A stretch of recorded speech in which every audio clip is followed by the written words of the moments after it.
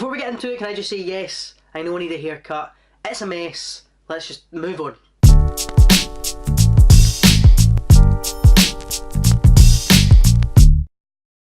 So I went to see Ready Player One, directed by the great Steven Spielberg, and I am blown away by this movie.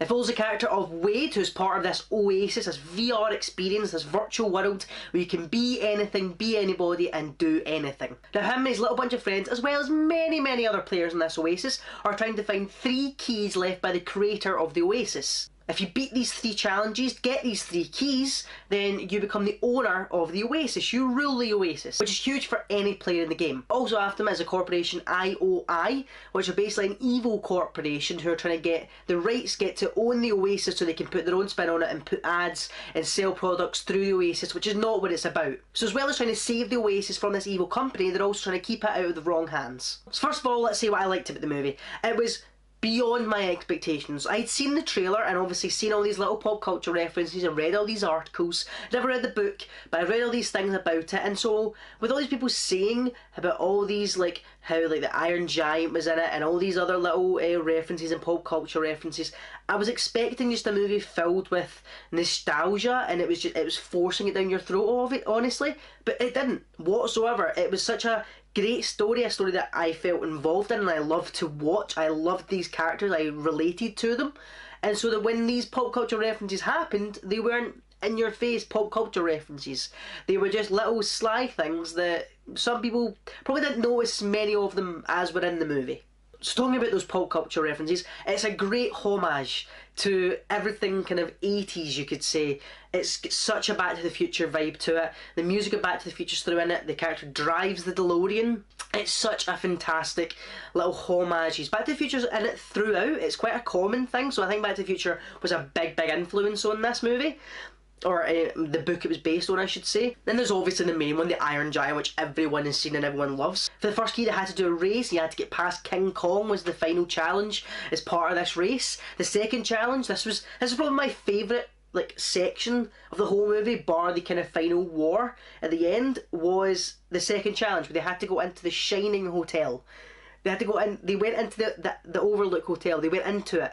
Like, it was so bad to see because they'd animated it like it was in the movies, and it was so weird to see these characters walk through this set, and the twins were there, and they went into room 237 where the lady comes out the bath, but she's an old lady, and they went to the ballroom, and there was the photo of the crowd where Jack Nicholson was, but it was the creator of the game.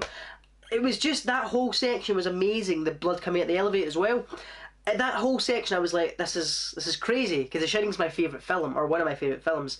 So just to see that there, and to see this as a whole section within this great movie, was amazing. And then with the final challenge, the whole final challenge was they just had to play this old video game. But it wasn't the case they had to win it, they had to find the Easter egg within the game. So the bad guys are spending all this time to finish the game and not really understanding the actual challenge, and so it's up to our hero, Wade, to figure this out and then solve it himself and win the key for himself. Now, one of the things I thought really carried the movie was the avatars. The fact that they are so relatable and likeable. You loved them. I mean, Parzival, obviously our main hero, you relate to him. He's just a kid who doesn't do so well in the real world, and so when he goes to this virtual world, he can be anything he wants. He can do whatever he wants. He can talk to any girl. He can do any challenge. He can do these amazing things he could never do in the real world.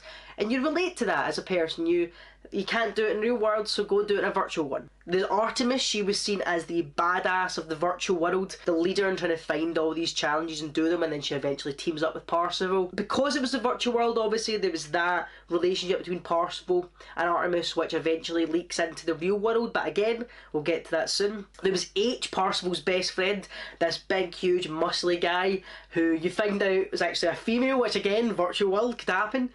She's the engineer of the group. She builds the Iron Giant, which is mental to see in the movies here, working to build this Iron Giant, and then when she puts it together during the war, it's so sick and you guys will love it. So all these characters are relatable and likeable, and you loved them and you rooted for them, which is the main key in a movie.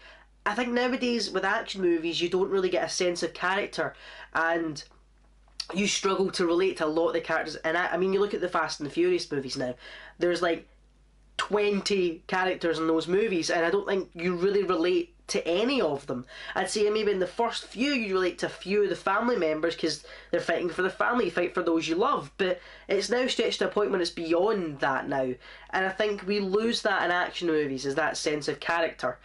And I like that in this one they were young kids trying to do the right thing and fighting for what they loved. And again, you relate to that. The runtime in the movie is about 2 hours and 20 minutes, and it does not feel like that. I remember when it got to the final war, so the kind of final third of the movie, I remember being like, wow, that's flew in, and you like that in movies. You like that when you're involved in it, it doesn't feel like 2.5 hours. I mean, there are movies that you go and see that are 2.5 hours, and they really, really feel like 2.5 hours, but it didn't. It flew in, and I enjoyed every single second of it. So that's enough with the good. I do have one bad point about the movie, and it is only one thing, and it's the love between Artemis and Parsifal.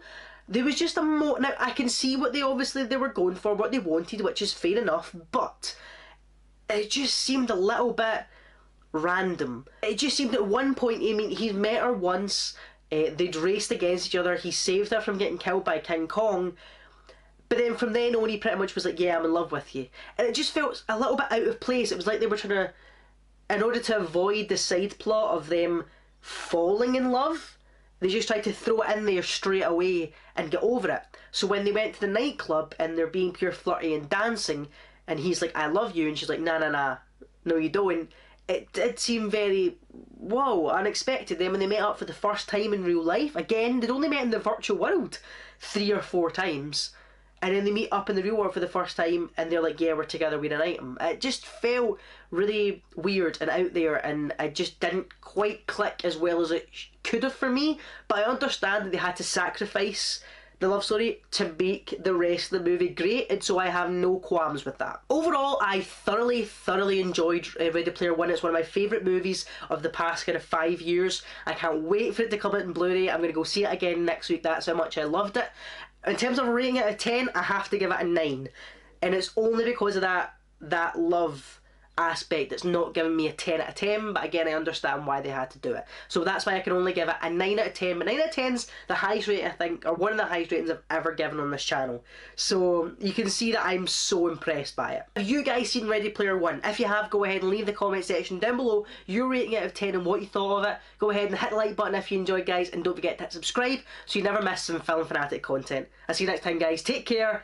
Badoosh. So I went to see Ready Player One on Wednesday and I absolutely loved it. I thought it was such a fast-paced movie and I loved all the 80s pop culture references in it.